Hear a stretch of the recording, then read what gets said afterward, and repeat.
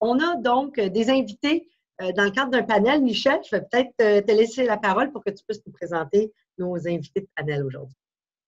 Merci Caroline, merci Jennifer pour la présentation. Donc, on va reconnaître et souligner les efforts des entreprises certifiées éco-responsables 2020.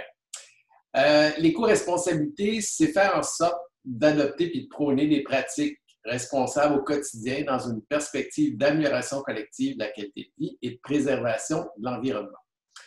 En prenant des décisions stratégiques en matière de développement durable, les entreprises et les organisations démontrent, par leurs pratiques éco-responsables, un apport concret au développement durable.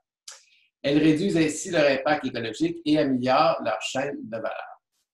Cette certification est créée par le Conseil des industries durables et comprend 4 niveaux pour répondre aux organisations qui souhaitent mettre en place de façon progressive les pratiques éco-responsables. Je connais bien cette certification-là parce que mon entreprise, Ursula Fèvre, on travaille en urbanisme et en architecture de paysage, mais on compte parmi les premières entreprises de services lavalloises à avoir obtenu cette certification-là éco-responsable en 2018. Ça fait un petit moment qu'on suit ce mouvement avec Marius, avec Pierre, donc je vais vous présenter dans quelques instants. On est même passé rapidement à l'étape au niveau 2, donc à l'étape supérieure dès 2019, pour pousser notre engagement encore plus loin. C'est pas juste parce qu'on travaille en développement durable dans notre quotidien et qu'on aide nos clients à progresser du côté du développement durable, mais parce que carrément on y croit et parce que aussi, de manière quotidienne, on voit toutes les améliorations, tous les gains, pas juste économiques, de sauver les matières, mais toutes les opportunités d'affaires qu'on crée quand on se met à s'ouvrir vraiment sur des pratiques plus éco-responsables. Donc, aujourd'hui, pour une deuxième année, nous tenons à souligner l'obtention de cette certification éco-responsable à des entreprises lavalloises qui ont relevé le défi.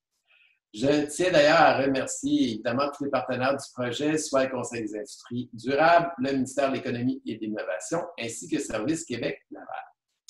Alors, les entreprises certifiées éco-responsables 2020 à Laval cette année sont Dynapac, Numèche et les industries MAN. Donc, félicitations à vous toutes. On a d'ailleurs l'honneur, je vais le dire plus lentement, d'accueillir virtuellement aujourd'hui des représentants de ces entreprises. Vous allez pouvoir les entendre. Ils vont vous expliquer les raisons pour lesquelles ils ont choisi de s'engager dans cette voie de l'éco-responsabilité. J'ai donc le plaisir de vous présenter Marius André, qui est directeur et associé chez Coesio, donc la firme responsable de l'accompagnement des différentes entreprises. Madame Johanna Van Hove, directrice des ventes et marketing chez Dynapac. Jacques-Olivier Tremblay, directeur de l'ingénierie chez Numèche. Et le célèbre Pierre Filion, directeur général du Conseil des industries durables, qui chapeaute cette certification. Donc, débutons tout d'abord avec Marius André, directeur et associé chez Coesio. Marius, une petite question pour toi. En quoi la certification et la démarche éco-responsable sont un incontournable pour les entreprises dans un contexte de relance post-COVID? Merci Michel. C'est une excellente question. Difficile à répondre en 3 minutes, mais on va y arriver. Donc, en fait, le COVID-19, cette situation de COVID vient exacerber un ensemble et amplifier en fait un ensemble de tendances qu'on voit dans le marché depuis de plusieurs années auprès des différents acteurs, que ce soit les consommateurs, les entreprises, même le gouvernement. Pendant cette situation de COVID, on a vu l'Observatoire québécois pour la consommation responsable mentionner que les consommateurs, par exemple, ont des nouvelles habitudes. On peut voir qu'il y a une confirmation de la slow life, donc une vie plus lente, des personnes qui ne souhaitent pas revenir à leur vie un peu d'avant, une consommation locale plus importante. 62% des consommateurs qui ont répondu à des sondages ont privilégié désormais le local, et une tendance de déconsommation aussi. Au niveau des entreprises, vous l'avez très bien mentionné auparavant avec les symbioses, on a eu des entreprises qui ont su pivoter pendant cette période-là de crise, qui ont su vraiment adapter leur modèle d'affaires. On peut penser à des entreprises qui sont d'ailleurs éco-responsables comme la station ABT, SP Apparel ou Soleno, qui vont désormais délivrer et répondre à des besoins sanitaires par des gels ou des blouses de santé. Puis le gouvernement aussi qui s'adapte avec la notion du panier bleu. Vous avez pu le voir, un ensemble d'experts qui vont repenser la notion d'achat responsable et d'achat local au Québec, qu'est-ce que ça représente. Donc, l'après-Covid, toute cette relance de post-Covid, si l'on veut, il va y avoir beaucoup de pression, si on veut, beaucoup d'attentes sur les entreprises, sur leur positionnement. Donc, un positionnement qui soit transparent, qui soit responsable, qui soit inclusif, avec tous les débats qu'on a eu dernièrement à ce niveau aussi. Et McKinsey a d'ailleurs fait une étude intéressante à ce niveau. 85% de la population est plus susceptible de rester fidèle à une entreprise qui fait preuve de transparence. Donc, l'après-Covid, il va y avoir vraiment, et on le voit de plus en plus, des entreprises qui vont naviguer bien face à ces nouvelles tendances et d'autres qui vont avoir un peu plus de mal à le naviguer et vont parfois, sans le vouloir, faire preuve d'éco-blanchiment ou de greenwashing. Donc, une sorte d'écueil, si l'on veut, à l'éco-responsabilité. Donc, c'est là qu'intervient le programme éco-responsable, la certification et la démarche menant aux différents niveaux. C'est-à-dire que ça permet vraiment d'équiper des entreprises PME qui n'ont pas l'habitude de naviguer dans ces nouvelles tendances, de vraiment leur fournir les outils nécessaires, la structure, les démarches, pour réfléchir à vraiment intégrer la notion de performance globale, donc une performance qui soit environnementale, sociale, économique et de gouvernance, dans leur modèle d'affaires et non pas seulement comme un projet annexe. Donc, cette certification vraiment crédible, comme vous l'avez mentionné, Michel, avec le groupe EcoCert qui vient vérifier, permet de fournir ces outils-là à ces entreprises et de passer d'un mode de bons citoyens corporatifs à un mode d'entreprise qui va vraiment participer à une société plus résiliente, plus durable et plus inclusive. 3 minutes 3, donc je pense qu'on est dans les temps. Merci, Marius. C'est fort apprécié que tu puisses rester dans le temps comme ça. On va pouvoir partager l'ensemble des expertises. Merci. Maintenant, Mme Joanna Van Hove, directrice des ventes et marketing chez Dynapack.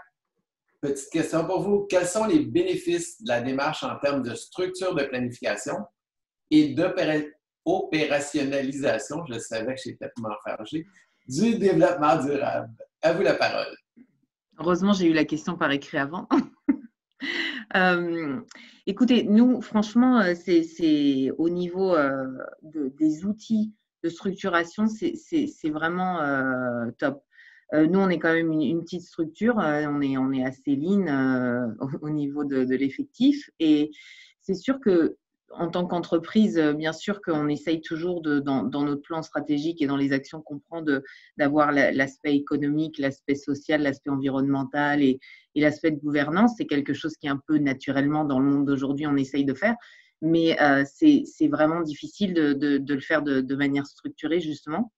Et là, les outils de la certification, notamment tout ce travail sur les enjeux et sur le positionnement par rapport à l'impact que chaque enjeu a, par rapport à l'importance, par rapport à notre business à nous et les parties prenantes dans notre cas en particulier, ça pousse vraiment la pensée très loin et la structuration. Enfin, vraiment, clairement, sans ces ateliers-là et sans ces outils-là, ça aurait été difficile d'aller aussi loin dans la réflexion. Sauf voilà, si on était une multinationale avec des ressources nécessaires pour avoir un département qui ne s'occupe de ça.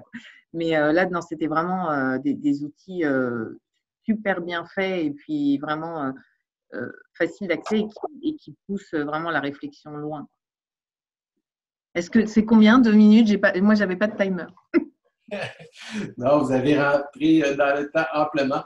En fait, ce qui est intéressant, c'est que cette démarche, on se rend compte à quel point c'est pernicieux. Donc, de manière positive, évidemment, c'est que ça s'enracine tranquillement et ça va loin dans les opérations. Donc, merci. Maintenant, M. Jacques-Olivier Tremblay, directeur d'ingénierie chez Numèche. Dites-nous, quels sont les bénéfices de la démarche en termes d'implication des employés cette fois-ci et en termes de différenciation dans votre marché? Oui, en fait, nous, de notre côté, on a voulu voir au-delà de la certification éco-responsable qu'on voulait aller chercher un projet commun et rassembleur au sein de notre entreprise, autant pour les gens de bureau que les gens de plancher. Donc, on a vraiment voulu créer un lien entre les plus jeunes employés, on pourrait dire, qui baignent de plus en plus dans l'éco-responsabilité, puis les gens de plus d'expérience un petit peu qui sont curieux, justement, d'en entendre parler. Donc, ça a créé vraiment des très bonnes synergies. On s'en faisait parler, on pourrait dire, dans les dernières années. En fait, de notre implication à l'éco-responsabilité. On était plus ou moins, en fait, plus ou moins là, on pourrait dire. Donc, ça venait même un petit peu de l'intérieur. On se faisait challenger. Donc, en fait, ça a été très bien vu, très bien accepté. Puis, c'est ça, les plus jeunes embarquent très bien. Les plus vieux sont curieux. On pourrait dire les plus expérimentés sont curieux. Donc, en fait, c'est ça, ça crée un projet commun au-delà de la routine de production, d'efficacité, de qualité, des choses comme ça. Ça crée un projet commun, en fait, pour rassembler tout le monde. Donc, c'est extrêmement, extrêmement positif. Puis, pour ce qui est de la différenciation dans le marché, en fait, ça aussi, ça vient un peu de l'intérieur. Nos clients nous posent des questions, en fait, sur notre approvisionnement responsable d'acier. Nous, on transforme 40 000 tonnes d'acier annuellement. On est quand même une PME. On se bat contre des multinationales, mais aussi contre d'autres PME. Les multinationales sont souvent en avance sur nous en ce moment. Les autres PME, on pourrait dire justement que là, on semble prendre une petite avance. Là. Donc, c'est sûr que ça va nous aider. Nos clients semblent satisfaits de notre approvisionnement de plus en plus responsable. On espère aussi qu'avec cette certification-là, on puisse donner encore plus de poids, on pourrait dire, à notre façon de travailler, on pourrait dire éco-responsable, puis aller chercher des nouveaux projets aussi en ce sens. Donc, c'est que du positif pour l'instant. Merci, Jacques-Olivier. Maintenant, on est rendu au célèbre Pierre Filion. J'ai dit célèbre parce que, oui, on le connaît bien, mais aussi célèbre pour ses envolées littéraires. Pierre, il va falloir que tu restes dans le temps. Donc, Pierre est directeur général du Conseil des industries durables. Pierre, j'ai préparé une question pour toi, sans parler de l'éco-responsabilité en général, mais quelque chose de beaucoup plus pointu. Donc, la certification éco-responsable, qu'est-ce que ça rapporte comme tel aux entreprises en termes de plus-value pour leur développement des affaires, la rentabilité à venir? Écoutez, je vais enchaîner rapidement avec une petite présentation vite, qui devrait me limiter dans le temps, pour ceux qui se soucient du temps. Alors, les retombées, dans un premier temps, de la certification, les grandes études maintenant démontrent, hors de tout doute, les grandes écoles puis les grandes institutions ont démontré que les entreprises qui avaient un plan de gestion du développement durable ou qui misaient sur l'éco-responsabilité de leur empreinte écologique performent beaucoup mieux que toutes les autres entreprises durant et après les crises. Donc, elles sont en capacité d'accélération et de croissance plus rapidement parce qu'elles ont développé une capacité de résilience. Encore une fois, quand on a une entreprise maintenant, notre regard sur l'entreprise nous permet de travailler sur les 4 piliers du développement durable. Vous avez après ça les 24 enjeux liés au développement durable et associés à ça, vous avez les 8 fonctions principales d'une organisation. Là, vous commencez à avoir ce qu'on appelle une entreprise à géométrie variable. Donc, beaucoup plus d'agilité, de résilience, de capacité de mobilisation. Marius l'a bien dit tantôt, on cherche à éliminer le greenwashing, le greenbashing. C'est hors de tout doute, c'est ce qui est venu faire mal au développement durable dans les dernières années. Ce sont toutes les entreprises qui ont mis du vert, du bleu sur leurs dépliants puis qui soudainement s'improvisaient nous sommes éco-responsables ou nous sommes développement durable. Ça, pour moi, ça a été catastrophique. Alors, la certification, elle permet justement d'éliminer ça et de faire partie d'un grand mouvement qui veut se dissocier de ce genre de comportement-là. Donc, être certifié, faire reconnaître justement notre plan PAR EcoCert qui fait en sorte maintenant que notre certification est au niveau international. Depuis 2 semaines, nous avons annoncé officiellement que la certification était rendue en France pour les pays européens. Alors, pour vous dire que le Québec gagne du galon.